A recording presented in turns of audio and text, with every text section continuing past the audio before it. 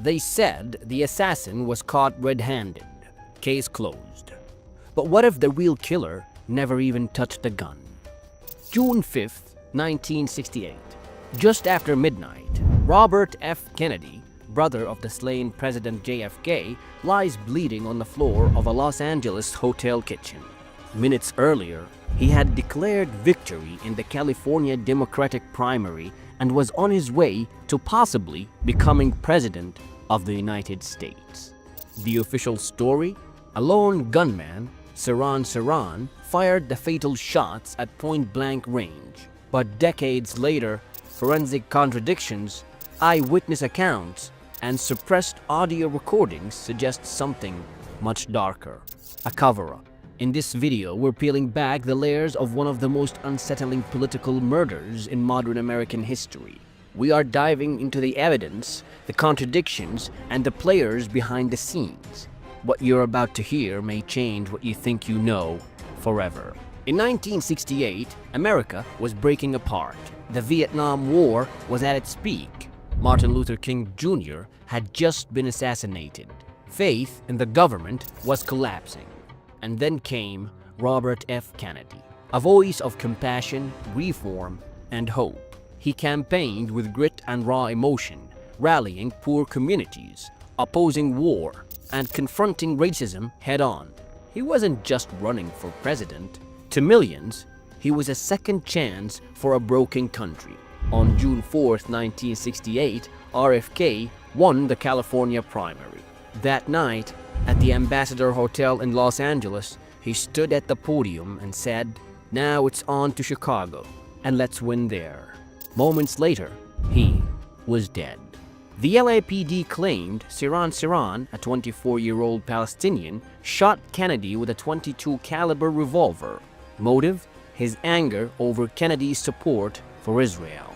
Witnesses said Sirhan moved toward Kennedy in the hotel kitchen pantry and fired multiple shots at close range. He was wrestled to the ground and arrested on the spot. An open and shut case. But from the very beginning, something didn't add up. Here's where things get disturbing. According to the autopsy done by Dr. Thomas Noguchi, the fatal shot entered behind Kennedy's right ear, from just 1 inch away. Sirhan, however, was always in front of Kennedy according to the LAPD, never behind him. Not just the LAPD, but multiple eyewitnesses confirmed this, including people standing inches from both men. So how is it possible for a man standing right in front of his victim to fire a bullet that penetrates from the back of his ear? Even stranger, the autopsy found 4 entry wounds, but Sirhan's gun only held 8 bullets. And several other people were also hit. For instance, Paul Schrade, a campaign aide, was shot in the head and survived. Additionally, bullet holes were found in the ceiling tiles, door frames, and walls, suggesting at least 12 to 13 shots were fired. 8 bullets, 13 holes. Do the math. Something doesn't fit. Enter the theory that has haunted this case for decades. A second shooter. Audio recordings from a freelance reporter named Stanislaw Brzezinski captured the shooting. In 2004, audio expert Philip Van Prague used modern forensic analysis and claimed 13 distinct shots could be heard. Some fired so close together that a single gun couldn't possibly have fired them all. The implication? Sirhan was not alone.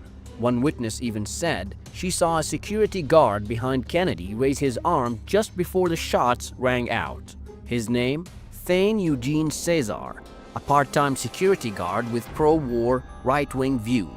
He was standing directly behind RFK at the moment of the fatal shot. He later sold his gun, but it wasn't the same make as Sirhan's gun. Of course, Thane denied everything. He was never charged. So why didn't the investigation pursue this? Why did the LAPD destroy evidence? And why were bullet-riddled ceiling tiles removed and burned? Well, maybe because this wasn't just about a murder. Maybe it was about a narrative. A lone gunman. No conspiracy. Case closed. And so, could this narrative be the real lie? You see, in the 1970s and beyond, defense attorneys and psychologists began to suggest something radical. They suggested that Sirhan Sirhan may have been hypnotically programmed, something like a real-life Manchurian Candidate. It's mainly because multiple psychiatric evolutions concluded Sirhan had amnesia about the shooting. Even under hypnosis, he could not recall firing the gun. Some sessions even revealed disturbing signs. Sirhan could be triggered into automatic shooting motions with no conscious awareness. Experts like Dr. Daniel Brown of Harvard testified that Sirhan displayed textbook signs of post-hypnotic suggestion. In one session, Sirhan repeatedly scribbled, "RFK must die," and later claimed he had no idea why. So now we ask, could Sirhan have been a pawn, set up to take the fall while another man pulled the fatal trigger? You see, by the late 60s, RFK had become a threat to powerful interests. He had vowed to reopen the investigation into his brother's death if elected president. He also criticized the CIA, the military-industrial complex, and was committed to pulling America out of Vietnam, just like his brother did. We can only assume that this did not sit well with everyone. At the same time, CIA programs like MK Ultra, a real declassified mind control project, were in full swing. These programs experimented with hypnosis, drugging, and programming people to carry out actions without conscious knowledge. And guess what? Some of the psychiatrists connected to Sirhan's case had ties to MK Ultra era research. Of course, naturally, after RFK's death, the Democratic Party spiraled. At the 1968 Chicago Convention, chaos erupted. Hubert Humphrey, Johnson's chosen successor, took the nomination. Richard Nixon won the presidency. The Vietnam War raged on. The last political figure who could have changed course was gone. And just like his brother, Robert F. Kennedy's death left more questions than answers. For decades, RFK's assassination was treated as a settled story.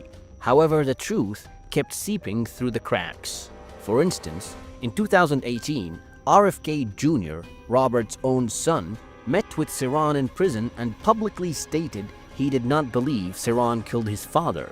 He openly supported a reinvestigation into the incident. He believed that there was a foul play. And so did Paul Schrade, the campaign aide who survived a gunshot to the head. Schrade later testified, "I'm standing here to tell you, Sirhan did not shoot Robert Kennedy. He shot me, but not Kennedy." Even one of the original lead investigators, Manuel Pena, was later linked to the CIA. It seems as though that the very people meant to uncover the truth may have been working to bury it. And so Robert F. Kennedy's murder wasn't just a tragedy. It was a turning point. One moment, America had a chance at redemption. The next, it descended deeper into war. The facts don't line up. The bullets don't add up. The witnesses were ignored. And the man behind bars may not be the man who pulled the fatal trigger. So who killed Robert F. Kennedy? A lone extremist with a revolver? Or a secret operative with government ties? Perhaps a system designed to protect its own power at any cost. The deeper you dig, the more chilling the truth becomes. If this shocked you, wait until you hear what we uncovered about the JFK assassination. Watch that next.